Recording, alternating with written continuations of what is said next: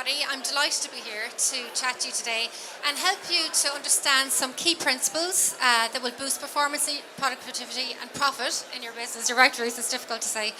So I suppose the key thing to remember is when people talk about performance, productivity and profit, there are three probably key words that come to people's minds.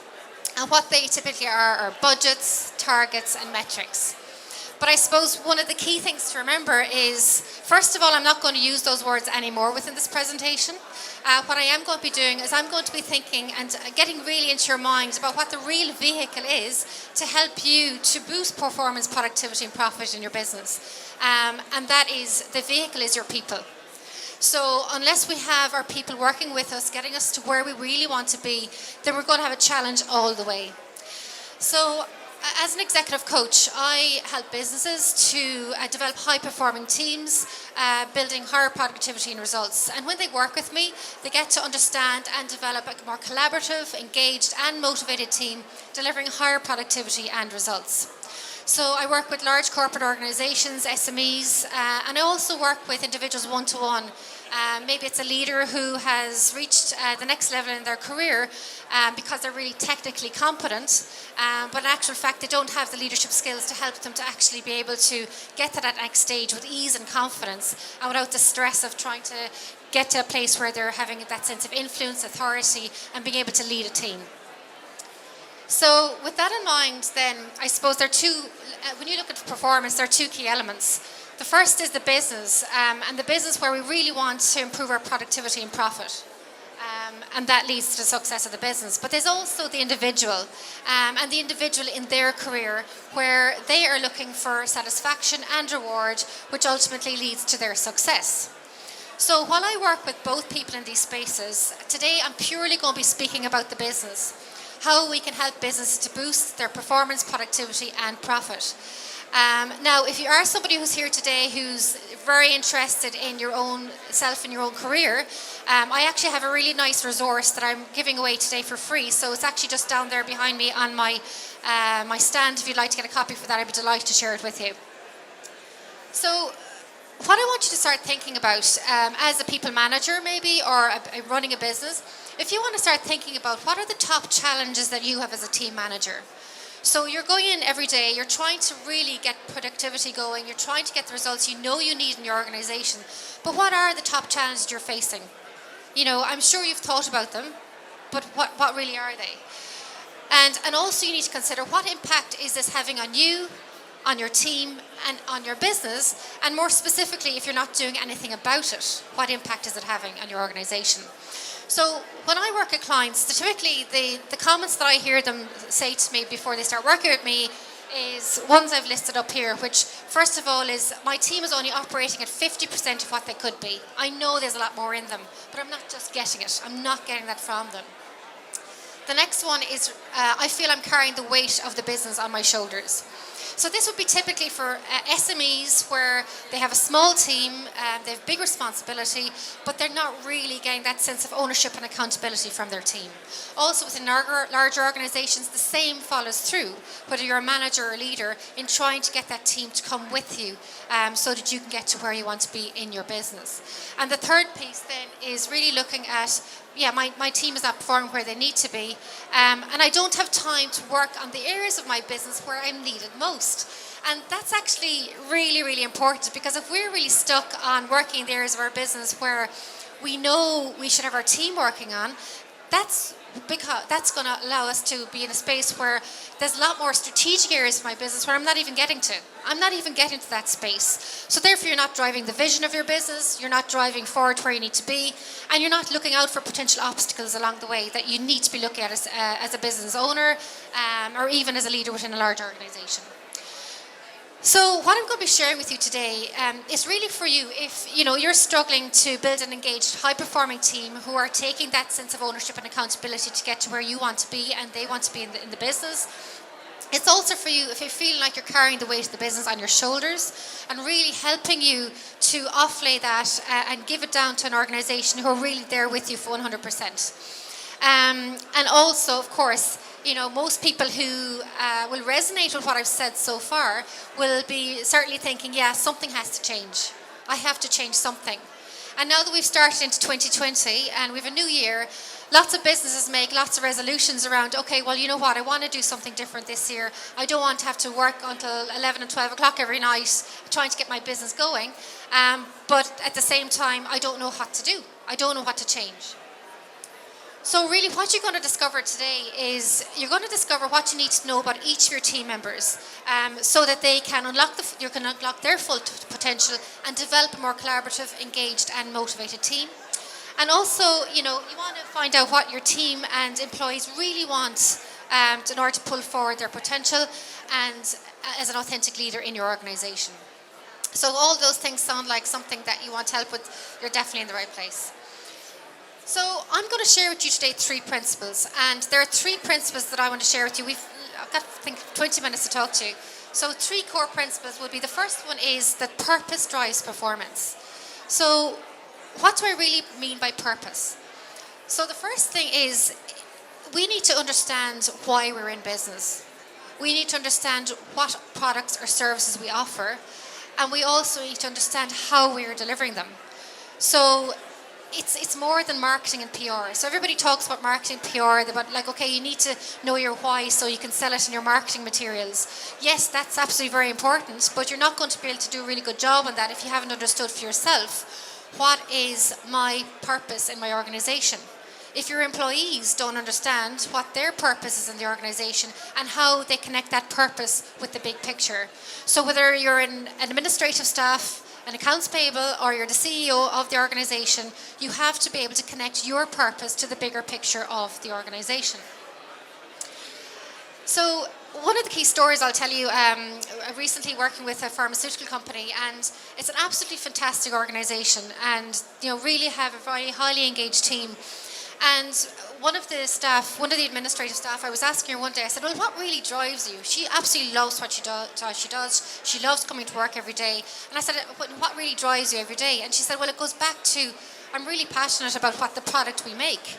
And I said, really, can you talk to me more about that? And she said, yes. She said, the product that we make impacts patient lives.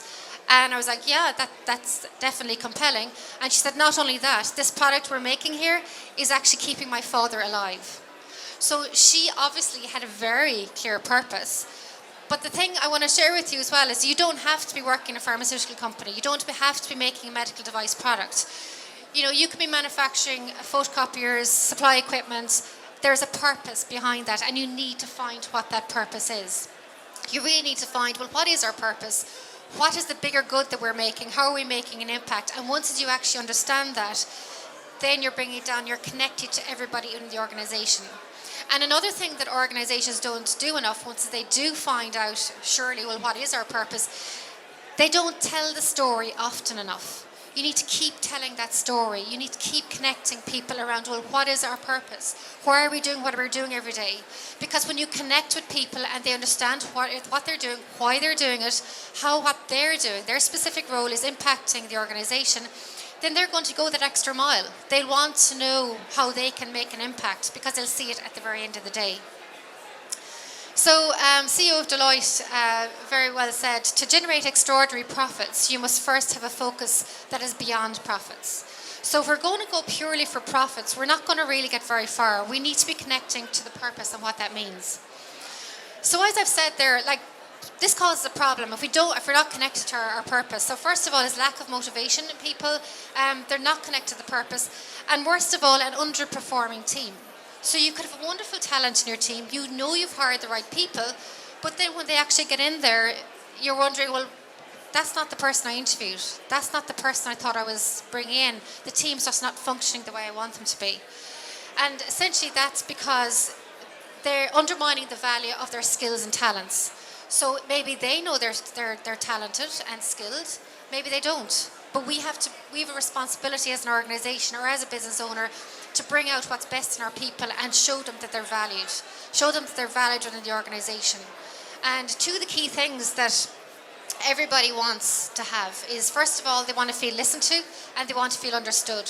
And if we really listen to people and understand what makes the purpose relevant for them in their role and how it connects to the big picture, then we're on a winner then.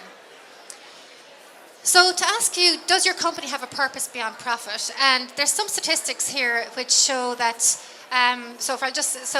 according to, 79% of business leaders surveyed by PwC believe that an organizational purpose is central to business success. Yet only 68% share the purpose is not used as a guidepost in leadership decision-making process and their organization.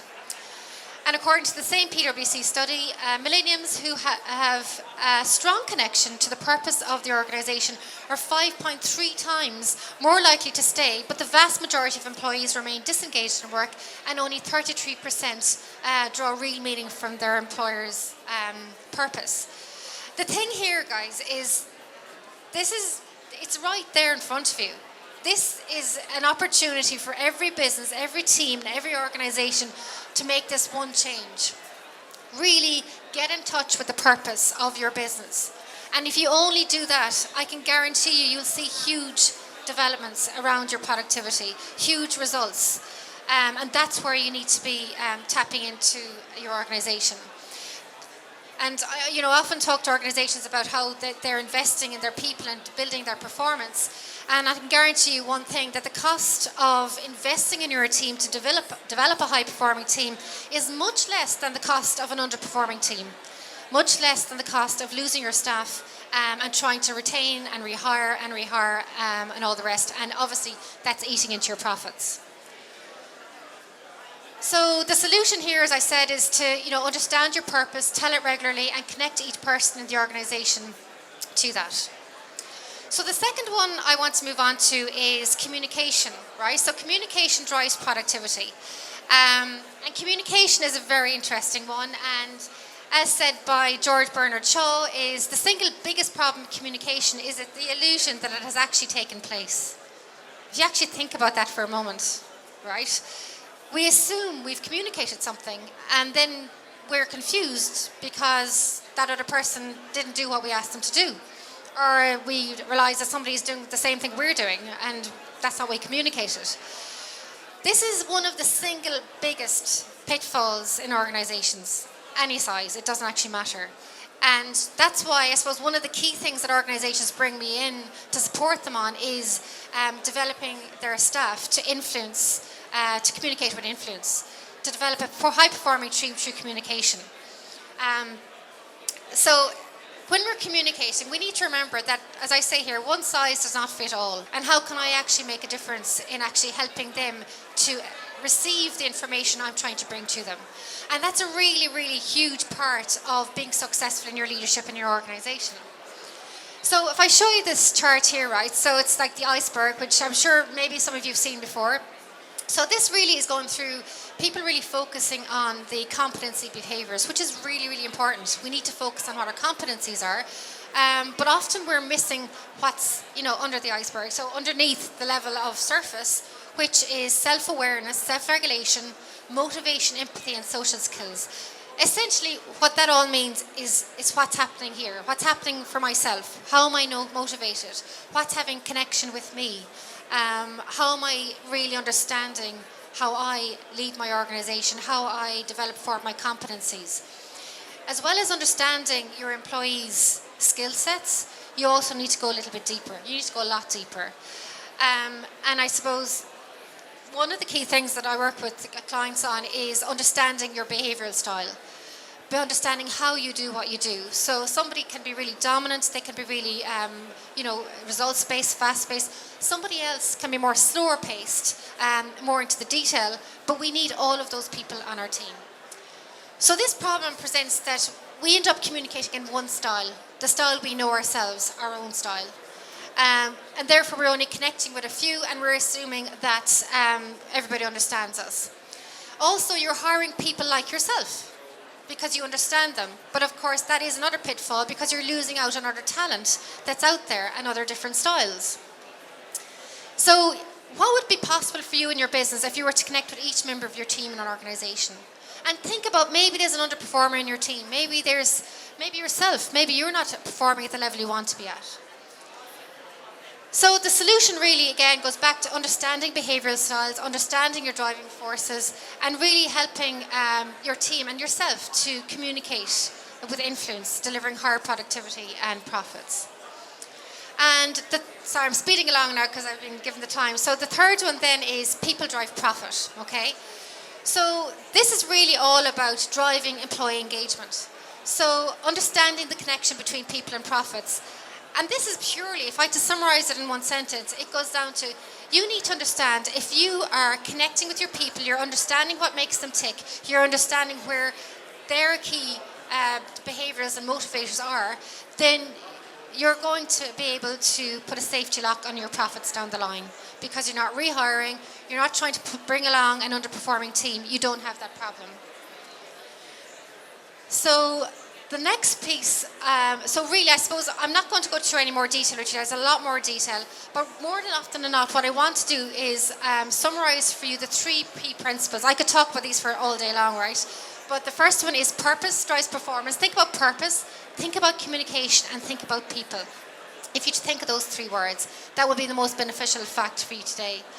So what's next? So really, every organisation needs to develop their employee engagement strategy. Everybody needs to have employee engagement strategy. It doesn't have to be big and, very complex. The more simple it is, the best.